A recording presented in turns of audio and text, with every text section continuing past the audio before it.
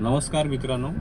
एक cyber crime कसे कसे होतात आणि ते काय काय टेक्निक्स वापरतात याच्या संदर्भात जरासं मला बोलायचं होतं आजच्या सकाळचीच गोष्ट की माझ्या वाईफला इंस्टाग्रामवरती मेसेज येतो तिच्या भाचीचा की दीदी मला 4,000 रुपये पाठव.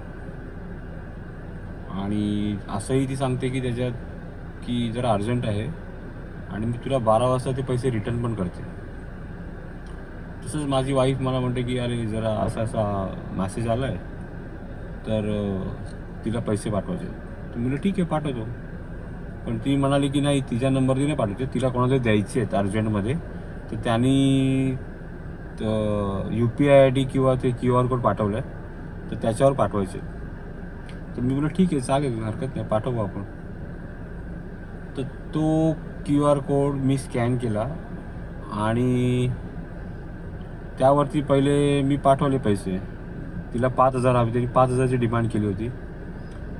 तर ते काय गेले नाहीत UPI ID वरती, फेल गेले. तर मी तिला सांगितलं की UPI ID वरती पैसे जात नाही आहेत. मग त्यांनी QR कोड पाठवला, सांगितलं की याच्यावरती 2,000 पाठव आणि दुसऱ्या QR कोडवरती 1,000 रुपये पाठव. तर म्हटलं ठीक आहे चालेल. QR कोडवरती 2,000पेक्षा जास्त पैसे जात नाहीत आणि त्याप्रमाणे मी पैसे पाठवले. 2,000 पाठवले 2 वेळा.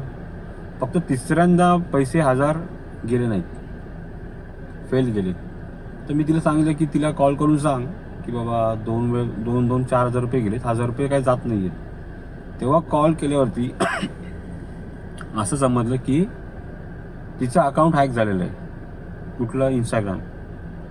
आणि त्यावरून जो हॅकर आहे तो मेसेज करतोय की आणि QR कोड पाठवतोय.